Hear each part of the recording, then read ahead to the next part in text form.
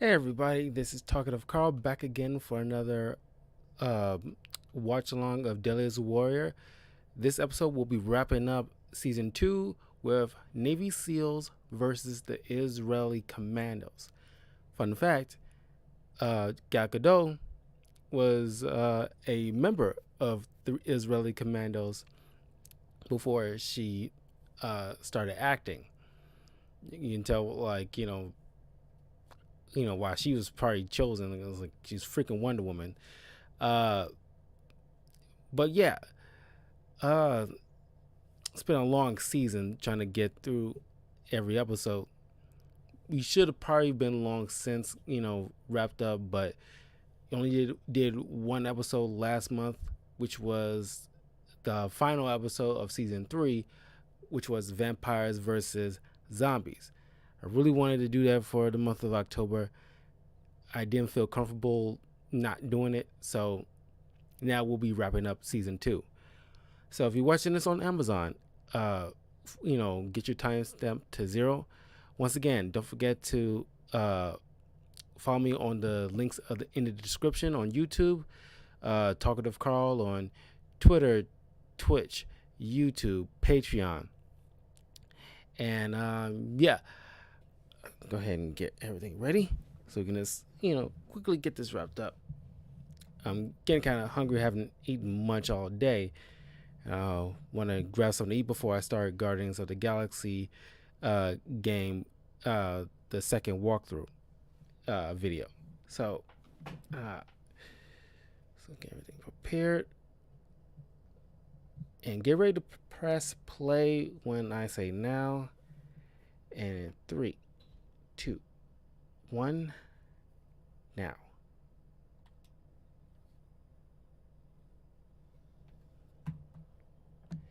We're nearly done with the entire watch along of the Deadliest Warrior episodes.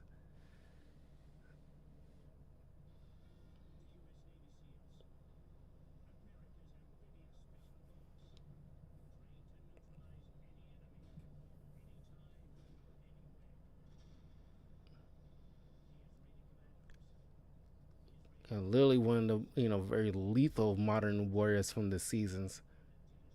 At least from the series.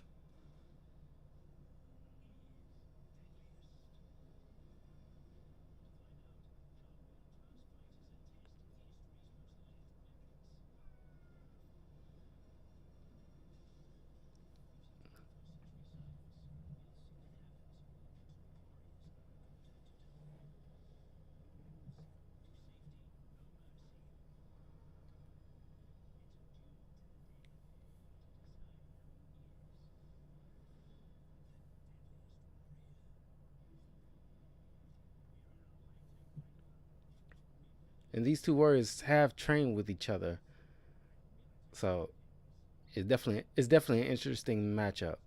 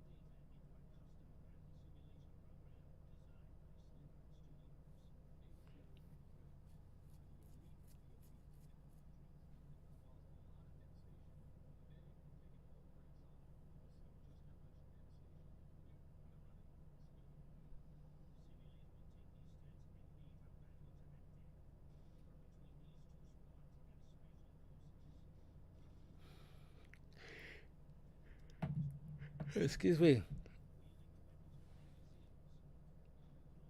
Yeah, this guy, Rob Ward. Yeah, every time I watch this episode, even when I seen the video of the Deadliest Warrior aftermath, this dude sweats. I don't know, it was like some kind of medical condition or something like that, but he sweats so easily. It's like his forehead is constantly pouring. Like in Deadliest Warrior aftermath, it's like you can notice his pits halfway through is just like blatantly sweaty.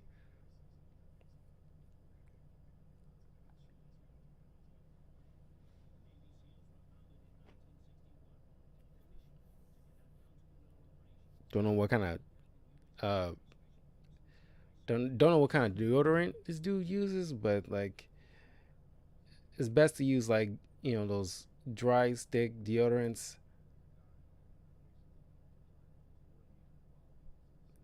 So it's like it's kind of like baby powder in a way where it's like keeps like the perspiration to a very minimal.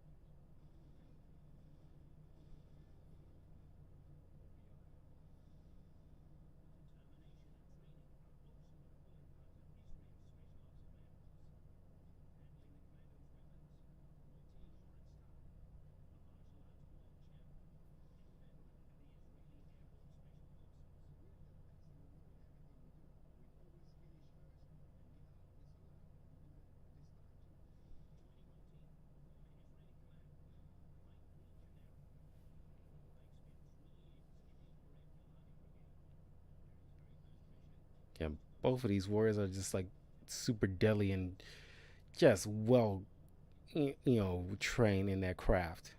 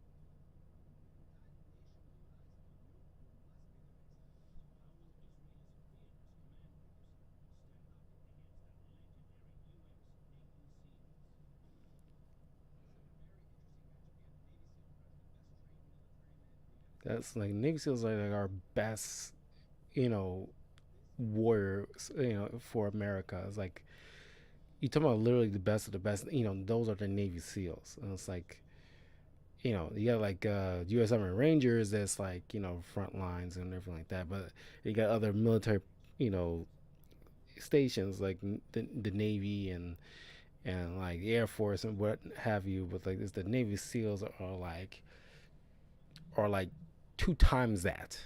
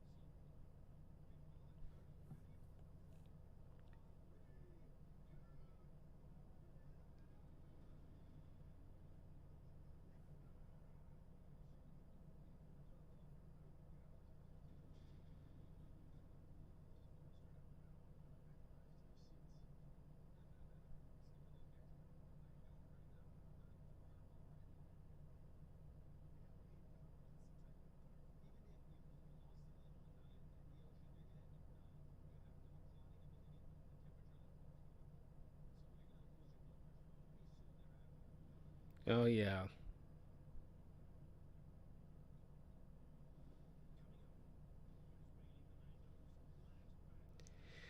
I mean, the Israeli commandos will be using like their Simtex, and it's like I don't think it's true, but it seems like the U.S.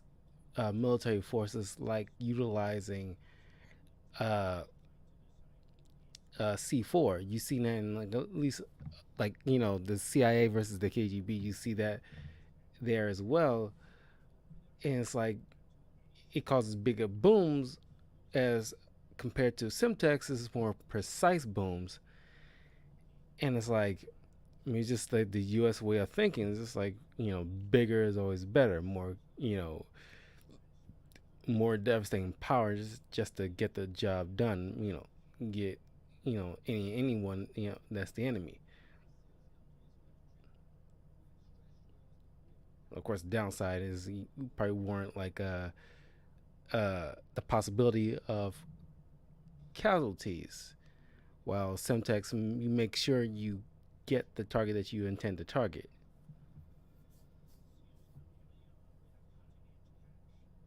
I respect the Semtex, but it's just like the C4.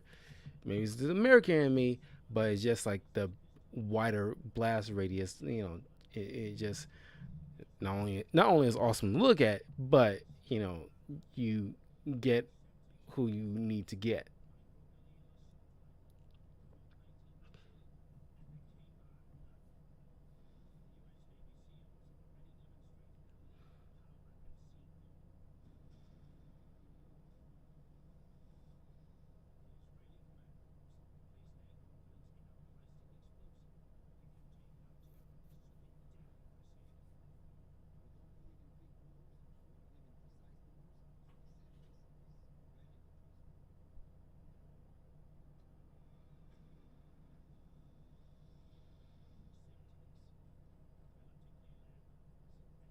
Uh, the Czech Republic made Semtex. That's interesting.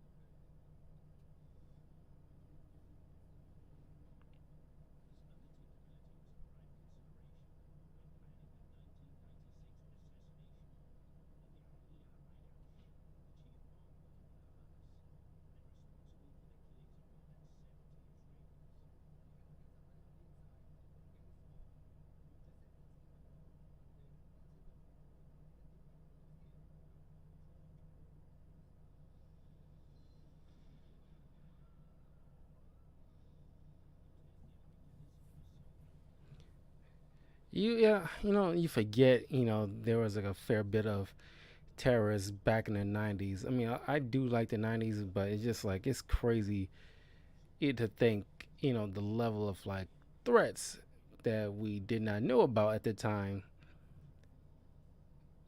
Because you think like the 80s and the 90s were all fun and games, but like overseas, it's usually like there's some terrible things going on behind the scenes.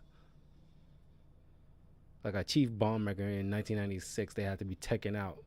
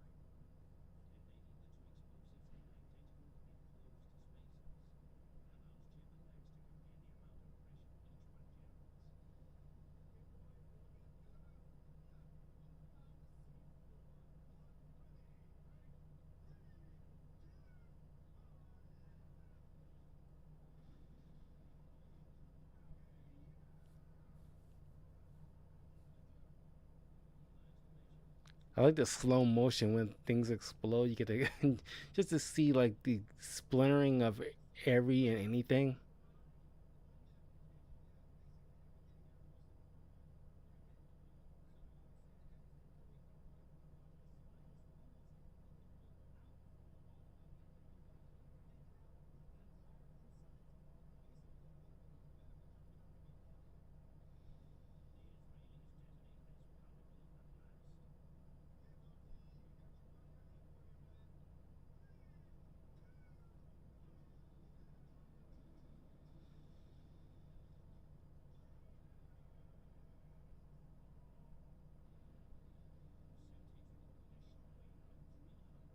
Look at all that tissue flying.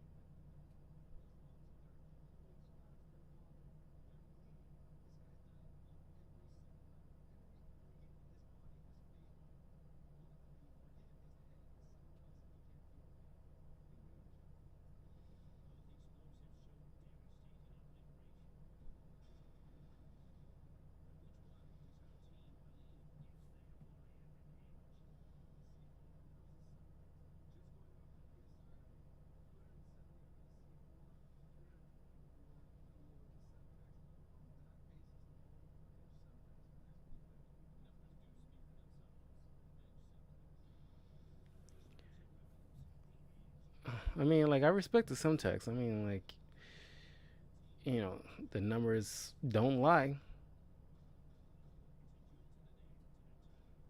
You just would expect the C4 would do a lot more because of the blast radius it puts out.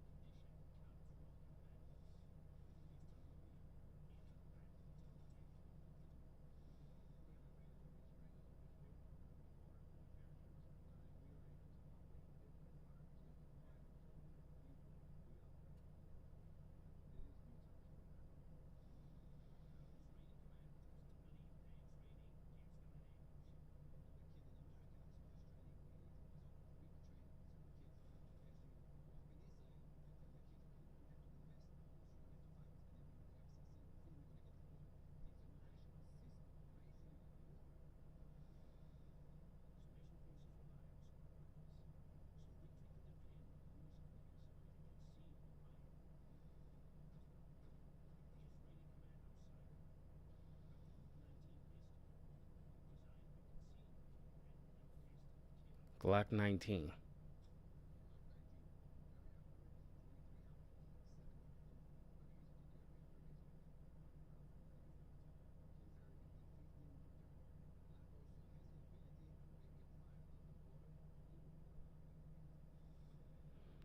Cause sworn was like a police personnel. Uh, maybe I think a Glock 9.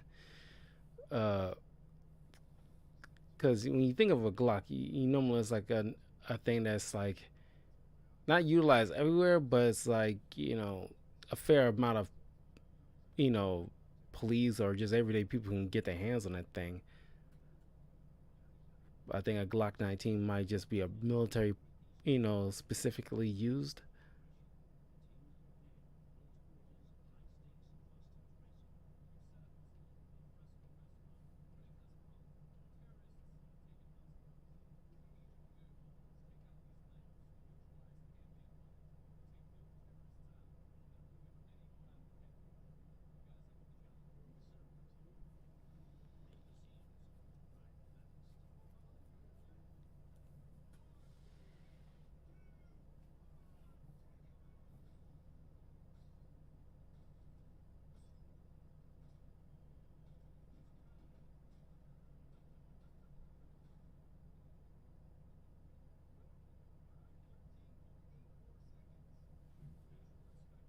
He got lucky by nailing two lights with one shot.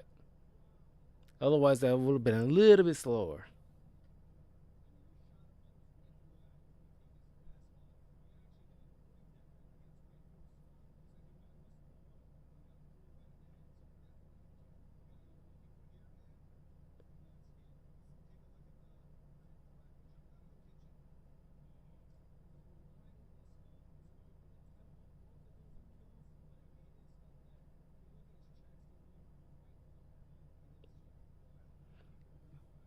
very John Wick. Head, heart.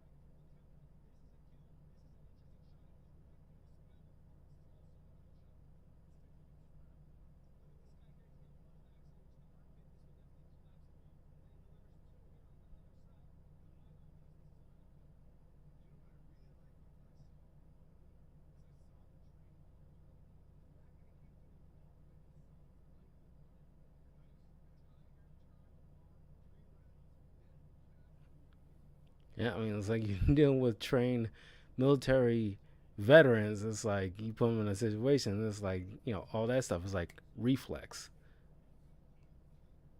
It's just awesome. Just the awesome. It's awesome just to see that in motion. You get to see years of training at work.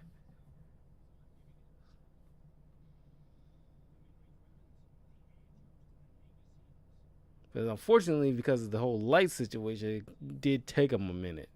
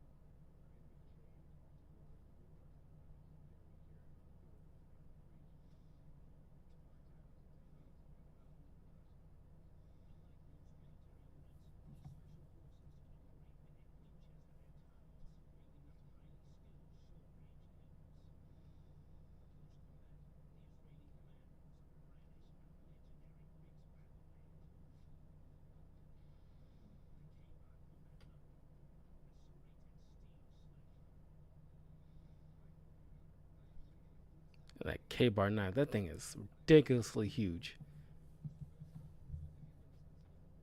It's almost like it's probably just like half the size of the Jesse James Bowie knife.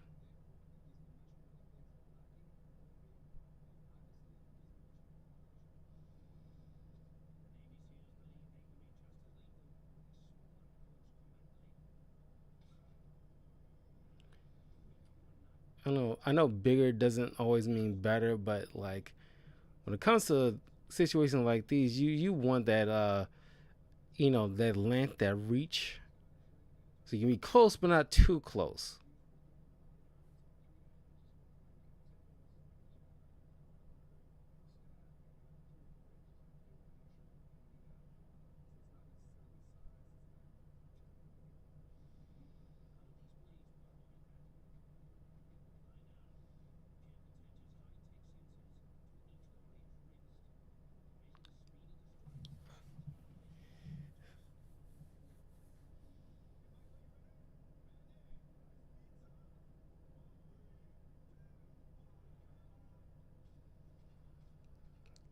God, yeah,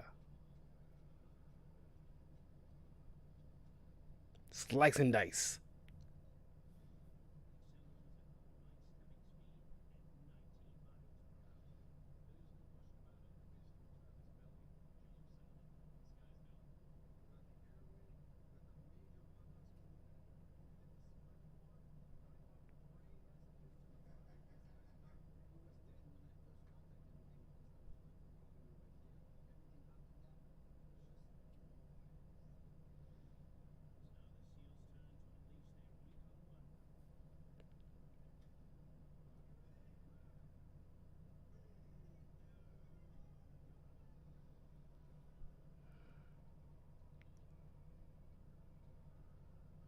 Jesus.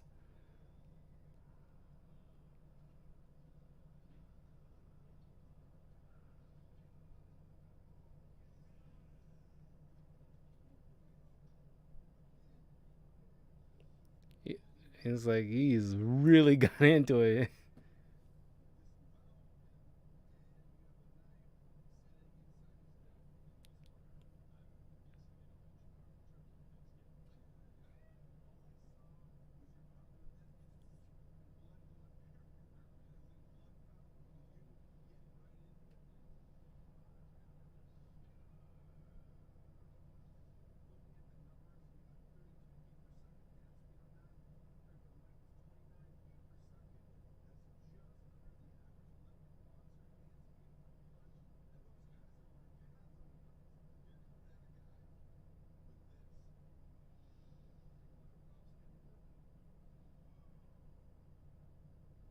He knows you. He chipped because I made sure like a long time ago I paid attention to the that knife because at the beginning when it was first showed and you flipped it open, it had a tip like a pointed tip at the end. You look at it when you pull it out of the neck hole, the tip is chipped off. He's really got into it, and he probably chipped like on the metal rod that's supposed to be like the kind of almost like a spinal cord to keep the gel torso up. He like just went ham.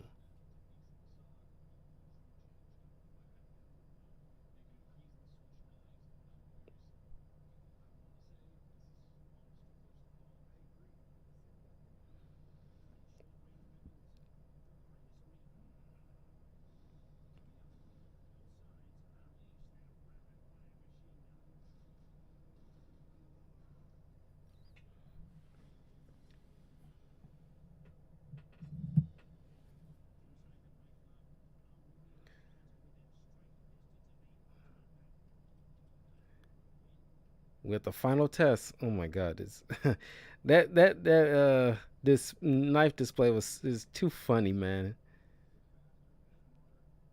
It was like like I didn't care for the Navy SEALs knife, but it was still funny as hell just to see him just get so into it and just cut that sucker up. That was hilarious. It was like ah! And just right in the neck hole. It was like just to top it all off. Man, that was so good.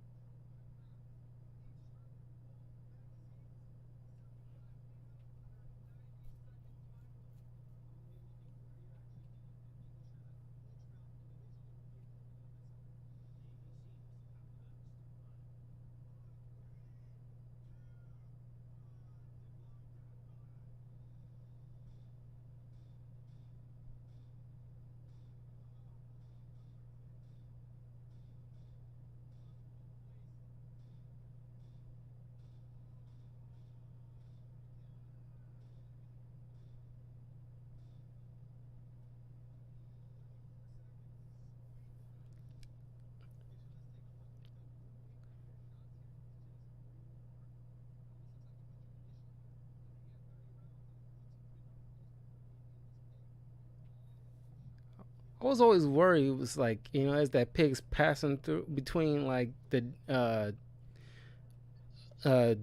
dummy bystanders. Is like, how come when one of those rounds went through a pig, did not hit one of those things by accident?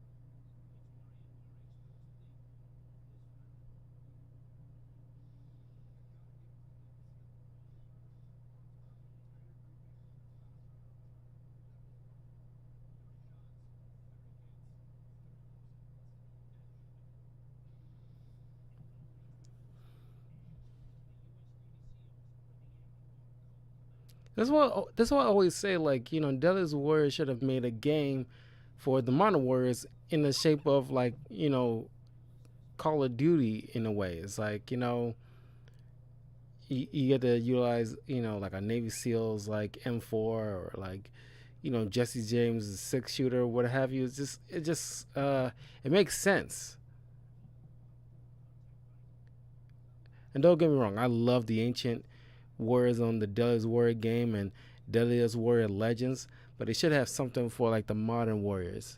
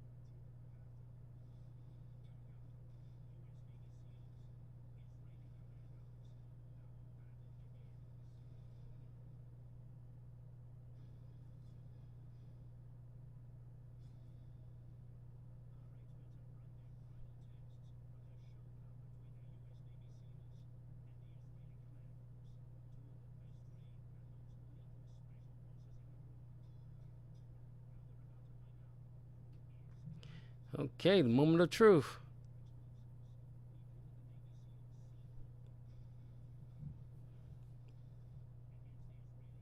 Honestly, I just have fun watching this episode. But obviously, I'm rooting for the Navy SEALs. I imagine if like Gal Gadot, watch an episode like this, she'd be rooting for the Israeli commandos, no doubt.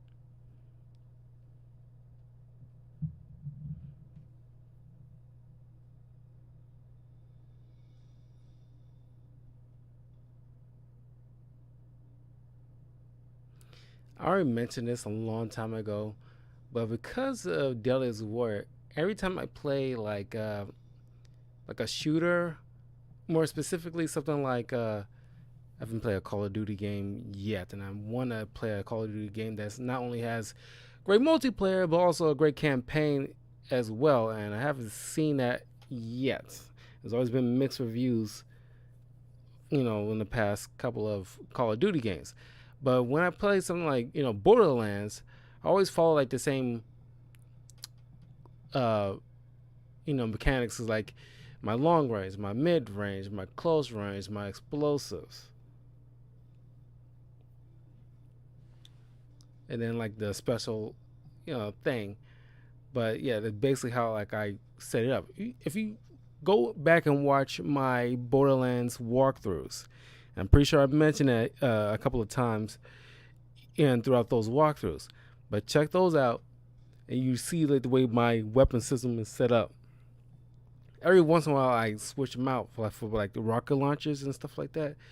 But by and large, I have like a sniper, assault rifle, shotgun, pistol, and then of course there's like particular grenades. But that's usually how I set it up. Except for like in Borderlands 3 with like Zane that I have, it's like uh no, it's pretty much the same thing. I was thinking about his digiclone thing I have set up where it's like I sacrifice utilizing throwing a grenade for like having two special abilities at once with a drone and a digiclone, which was worth it.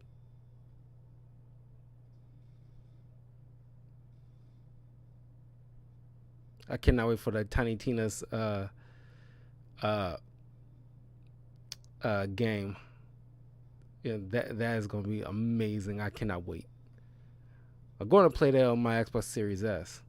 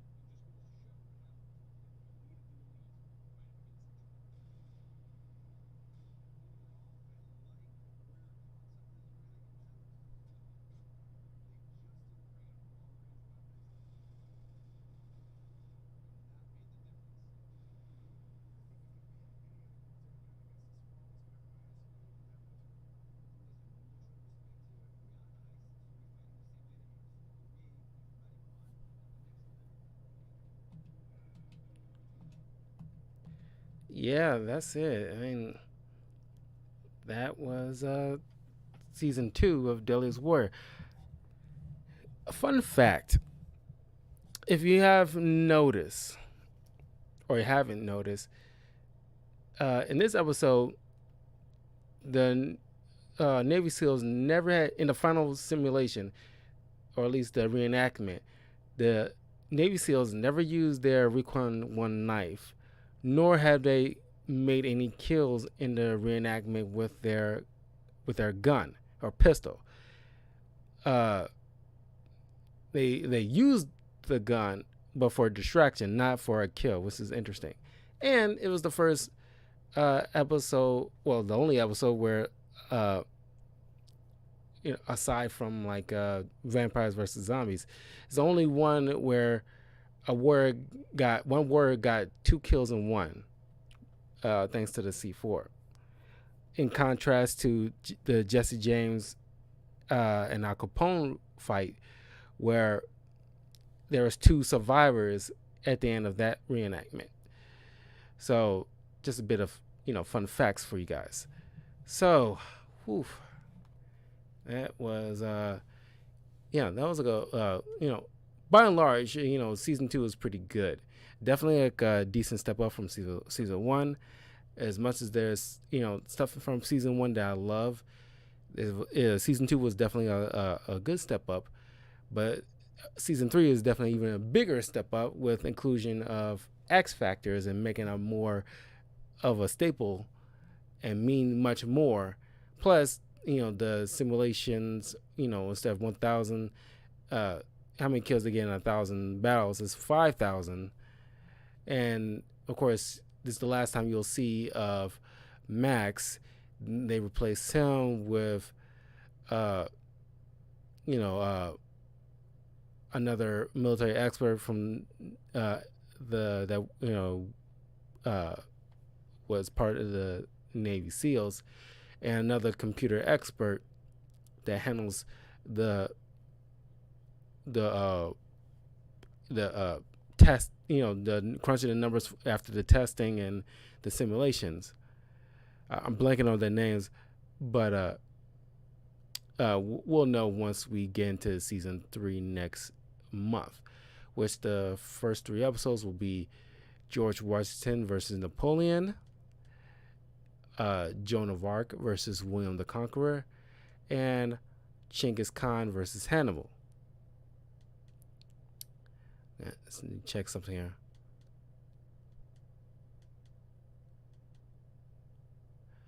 Okay.